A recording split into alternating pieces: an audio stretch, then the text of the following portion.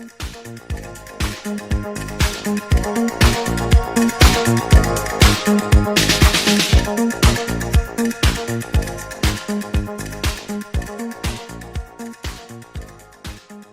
for watching the video. This is Pascal for EMP Reviews. In this discussion, Carl and I will talk about our experience of Fantastic Four First Steps. I guess first impressions, what's your like, if you could summarize it quick, what's your reaction? Oh, well, for the Fantastic Four movie, I think first reaction is similar to a lot of the other similar, recent Marvel movies. I'm feeling okay, but there's still a lot of kind of question marks. Where does this fit into place in the grand scheme of things?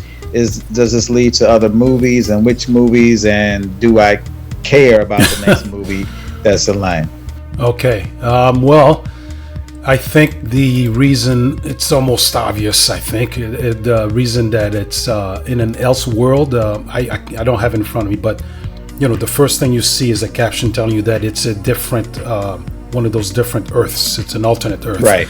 So the reason they did that is because there's too much going on with our Earth, with the Avengers and what's left of them, whatever. And one of the biggest criticisms of Eternals was they were like, okay, why did these people, like, they've been there for thousands of years and they didn't do anything when the Avengers were battling forces from another world, and when the first Avengers movie, they were the Loki and his armies were so all this kind of stuff. Where were they during that? I mean, they came up with an excuse. But I think this is what they were trying to avoid with setting this in a different Earth. But anyway, my first impression is that it's just garbage, just a terrible movie. The thing that I'm gonna do with this movie is place it in my list of movies that I absolutely love visually. Okay. This is all me, like the what do you call it, retro futuristic stuff. Like, it was weird. Yes. Like by pure luck, this is a little obscure. I'll text you this image sometime tonight or tomorrow. But I'm always on the internet looking for reference material, and Bing. You go into Bing Images, it'll send you all kinds of weird random stuff. And I believe that's where I found this image of. From the 1960s, this is Countess Veruschka von Lendorf, and she was wearing, like, in the 60s and 70s mostly, the color for some reason was like burnt orange. That was like all over the place. The couches, the cars, like shower curtains and stuff, So she's wearing this weird cloak with a weird pattern with that color. And for some reason, I got into it, and I came across this website called pleasurephoto.wordpress.com, and it's got a galactic size amount of high-res photos of 40s all the way to now, each decade. And mostly in the 60s and 70s it's got fashion, but you got mod stuff. You got David Bowie, you got all kinds of stars from Robert De Niro, all the stars from Raquel Welch, a lot of Raquel Welch and all that kind of stuff. Cars, and high-res pictures, and I got into it because of that, and I'm watching a lot of old movies from the 70s. So all this retro stuff is fantastic, and like Space 1999, all that shit, So this movie visually is fantastic, and I'm sure I'm gonna get I think I told you this before, I get into film art books, so it's available only for pre-order now on Amazon, but there's a film art book for Fantastic Four First Steps. I'm looking forward to getting that. Hopefully it's good, other than that, just like boring, too long. The focus on the baby, not only by Galactus, but the family thing was too much.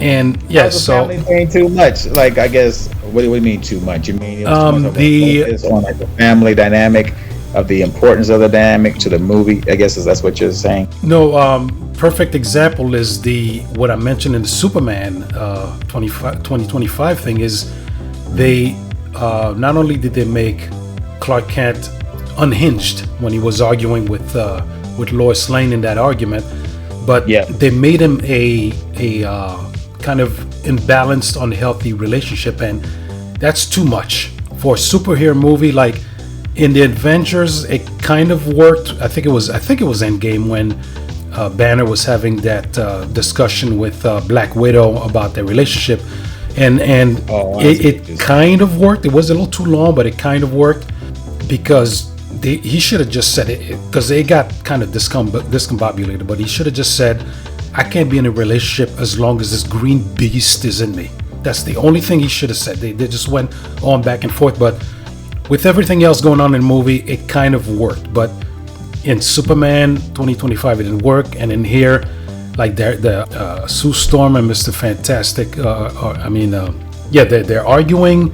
It's too long, and the first 20 minutes of it just went on and on and on, and like this guy, another one of my residents, this guy liked Kraven the Hunter, if you can believe that. He thought saying that that's like me either, and I'm not planning on it. He thought Superman was okay. He walked out of Fantastic Four. Wow. Yeah, that's interesting. Yeah, that's interesting. It's too long at the beginning.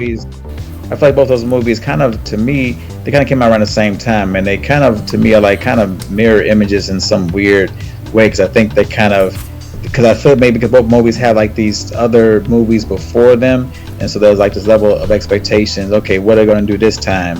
And I think for me, Fantastic Four, which honestly I've never even seen any of the other ones except for in minor, short little clips here and there, because ever since like the version back in 1994 on VHS, I've said, okay, they will never ever really fully capture the weight and the size ratio of the Thing compared to the other people, so I don't want to see it. I'm out. No matter if it's Michael Chiklis or whatever his name is, or anybody, or CGI, or pants, no pants, shirt, no shirt, beard, no beard.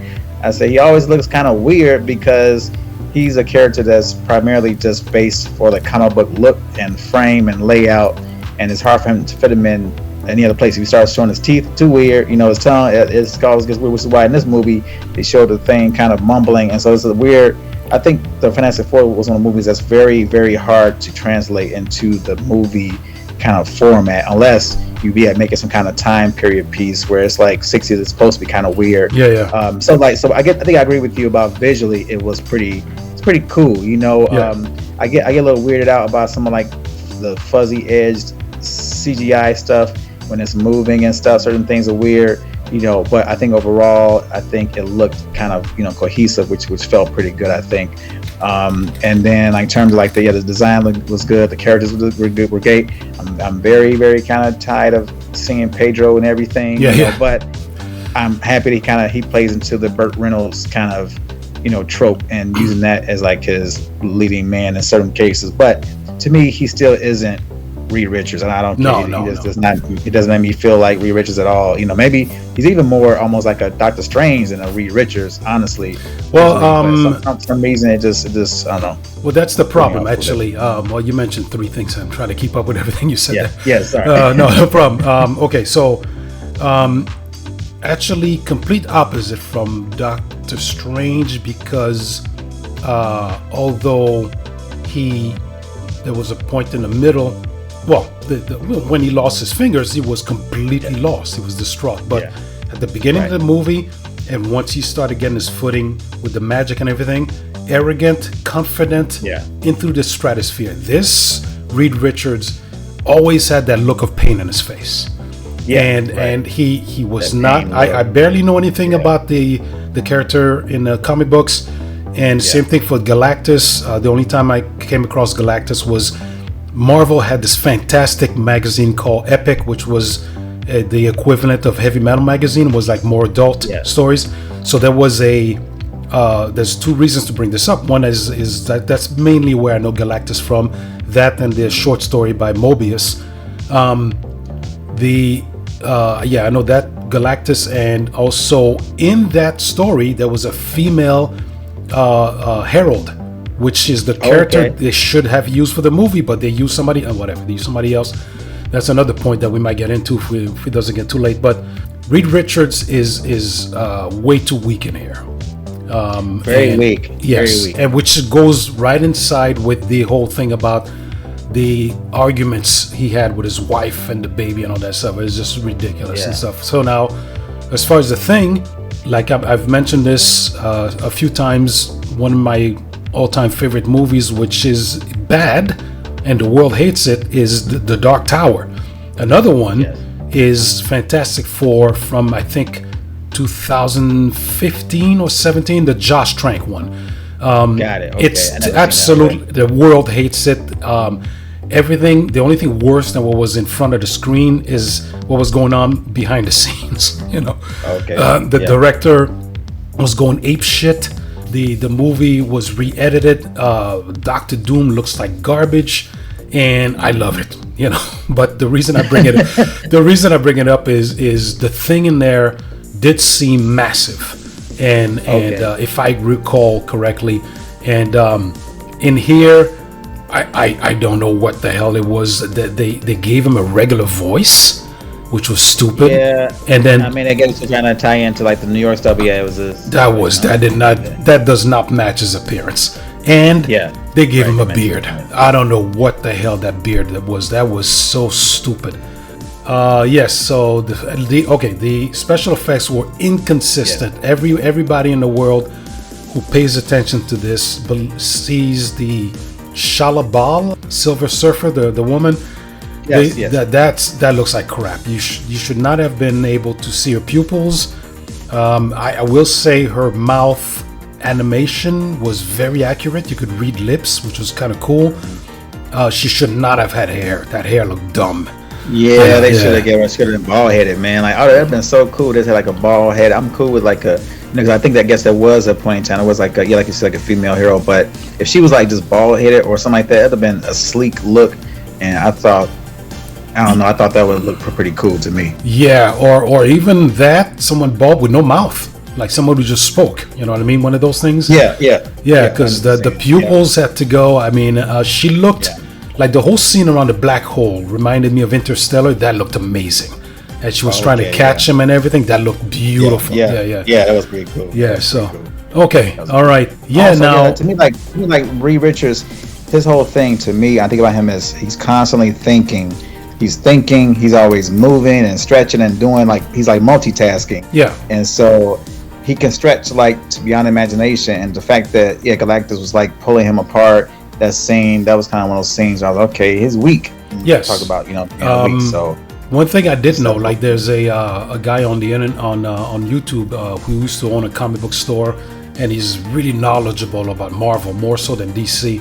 And I didn't realize this, but in like Reed Richards' superpower was that he's got a super brain. He's right. Like, and so I didn't know that. So that goes along with the confidence that he did not have in this movie. He should have been he always should have been the one who was the pilot, and there was a point where they were considering flying out after Shalabal came in, and he asked, I can't remember if it was the Thing or Johnny Storm, but he said, how soon can you have the spaceship ready? And I'm like, dude, that's your department. What are you asking him for? Exactly. Yeah, those details like that, because he always thinking, a couple steps ahead, but he's always moving. So that's why he's over his hands over in the corner, fiddling over here, but he's over here doing something, across the room. That's like his thing. Yeah, he's just always thinking ahead, like he's like, he has a super brain. But yeah, he was like Mr. Emotional Pain. Yeah, like his usual Pedro. I'm hurt. I'm half hurt. Well, the thing is this, though. Someone gave me a scathing comment on my video for Superman, saying that I'll have to read it again, but this person was upset about how harsh I was with the movie, and I was like, one of the things I mentioned is, I think I mentioned this with you a couple times, but unfortunately, there are some really rigid rules now when you want to make a movie, especially in the big studio in Hollywood, and the emasculation of these two characters. Superman, Superman is not Superman in this movie, and Reed Richards is not Reed Richards. They're not overly confident the people that they were in previous movies, and especially in the comics. And that, I believe, is part of they're not allowed to have strong masculinity in Hollywood now, and I believe that's a fact, man. I mean, that's what it seems like. To turn back around. That is, yes. What evidence you have of that? We're seeing some big time blowback. First of all, we see a lot of ultra macho superheroes. Maybe not in Marvel, but they're out there in other movies and other TV shows. I don't know, shows I hear about like The Boys, and then like even in the cartoon form. What's the one? Invincible. Well, okay. There's some types in there, and so there are some out there that is not quite as much. Well, the movies, the I Boys, guess, Marvel and DC. The Boys may be a real bad example because I never seen that. You have? Oh, okay. See, that's the problem because how do I say this? Or is it not? Well, how do I say this in the PG-13 version? Okay. Yeah, the main guy was deflowered, if you want to call it that. You mean in one of the recent seasons? Yeah, and that okay. If you know what I mean. Okay, that's some maybe that's a next level discussion. That's sort of like super late night review. Yeah. But I see what you have been saying. But I'm saying is that I think we can see nationally that there is a shift in what you would call getting rid of the woke stuff. So to me, the woke stuff isn't too much of a topic anymore because we have, I don't want to get too political, of course, but I think we are seeing a shift, of the macho stuff, which I guess we would call it the 80s and 90s. Okay. Yeah, of course. Okay, I meant Galactus is just, I don't even have to go into the comic book lore to know that Galactus was reduced as far as a menace in this movie because first off, when he communicated to them his his intentions on getting the baby, the fact that Johnny Storm was able to destroy the pipes that were behind him, and I'm like that seems like something that an original Galactus could easily deal with and stuff, and they shouldn't even be able to get away from him, like, because they were running and they got into the spaceship, all of that stuff. The only thing that should have stopped him from destroying them there was his basically his desire to not hurt the baby. That would be the only reason, logically, if you were using a vintage Galactus from stopping it from leaving, So yeah. So when he gets on Earth, the thing with, he looked great, but because of everything else that was going on in the movie, it felt like something was lacking. It gave me the same vibes I felt when I saw Terminator Salvation, where, because I have a thing for giant robots, like Voltron and all that stuff. So there's a giant robot in Terminator Salvation, like maybe in the first act or something. And even at that point, because it's not even halfway through the movie, even at that point, I'm like, I like this robots, but it still feels lacking.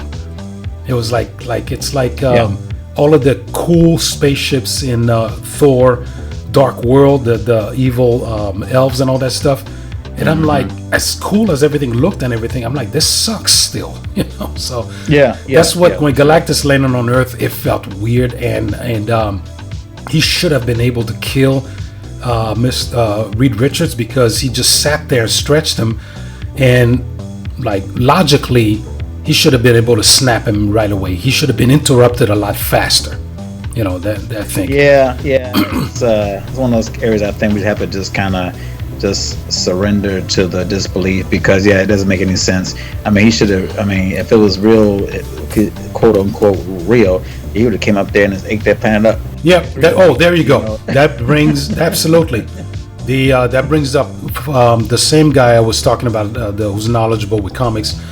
He heard somewhere that apparently there was a scene that was removed from the final cut, where the opening sequence in the movie is Galactus eating a planet, you know. Yeah. And it's and they did it. They did, at least in the in that catastrophic Transformers animated film from the 80s. Unicron eats a planet at the beginning. It's fantastic, you know. Yeah. And you get to see how brutal everything that's is. That's what all I think in the back of my mind, everybody who's of age, we all think about that movie as being a quintessential planet eating scene thing, you know. The animation was amazing, you know, and showing everything being sucked up. That's what we want to see, not this guy walking on with his boots. Boots. Like he Galactus landed, and then what did he do? He picked up a tree, I think, and it started looking at it. And I'm like, really? Like, what is this tree? I'm like, I mean, you know, the difficulty he had in walking and moving forward to get to the baby, that would have made sense if the Avengers were trying to stop him. You know, it's like, right. Okay, so anyway, and now, maybe I missed this. You tell me now.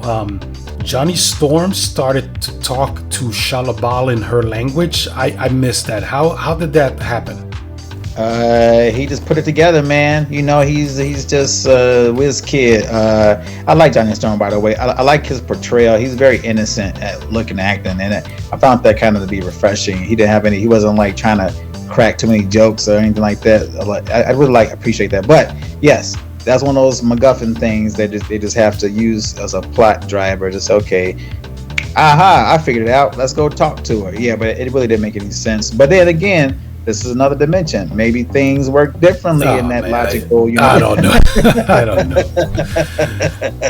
Okay, so well, I did appreciate the fact that I think it was the first ever Fantastic Four comic book cover that they brought to the screen when they were fighting that giant creature. Who's So that's definitely from a comic book. I don't know if it's the first one, but it's definitely one from the 70s. Mole Man too. That was cool. Yeah, I like that the Mole Man say it's kind of tongue in cheek, but for some reason, the Mole Man is a tongue in cheek character because he's just ridiculous. So that was a perfect. You know what? I prefer the Underdweller from the Incredibles with the hat and the guys from the Incredibles. I like that villain better than this. You know what? Now that you mentioned that movie, I mean, this was really a live action version of the Incredibles, probably more than anything else. The Incredibles is crazy because it's the best Fantastic Four movie you could watch. It's the best. It's the best Watchmen movie you could watch. See, you know. And the second one I like a lot, but apparently, without going into all the details, apparently it's got a lot of Hollywoodisms in there too, and it's kind of covert, but it's all in there. But anyway.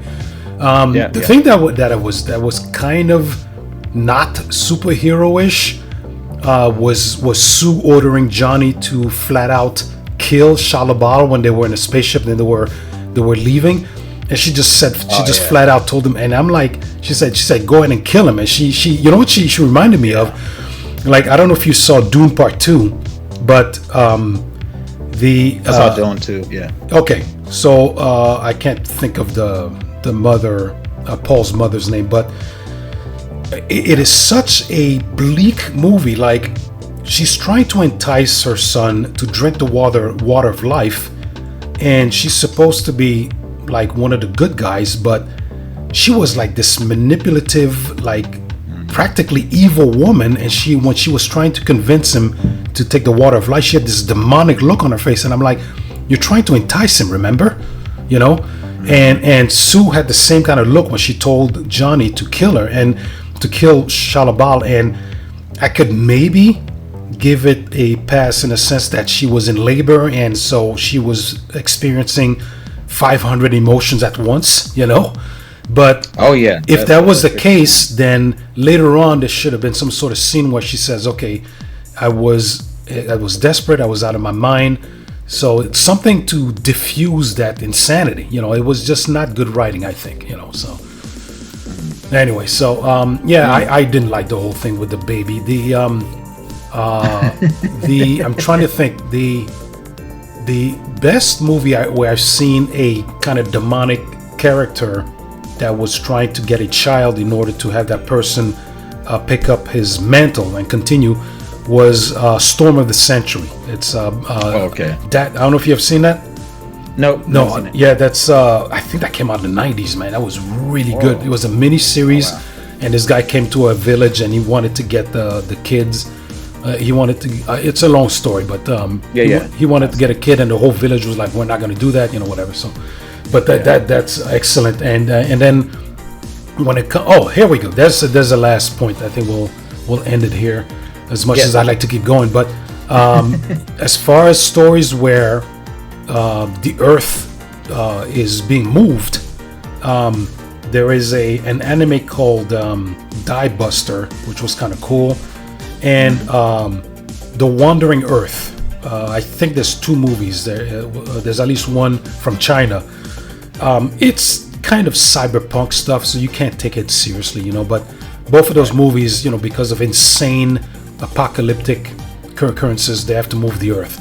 That's much better than what was happening here, especially since one of the things that is a plot point that is a flaw is when you have your characters get involved in something massive and it's all for nothing at all. So when they constructed all these devices to move the Earth, and and they did all this and that, and then Shalabal came in and just destroyed everything. It's stupid. Zip. Yeah. What should have happened is either they started to get the Earth to move, and Galactus somehow interfered while they were moving. I think that would have made more sense. Or they managed to move the Earth, and then Galactus shows up, and there's a battle with the Fantastic Four alone. I think that's better. That's my thing. So anyway, so what's your 0 to 10? What's your rating? I give it a middle of the road 5. 5. Okay, you're more generous than I am. Okay, all right. I'll give it a 2 out of 10, and it's that high only because it looks great.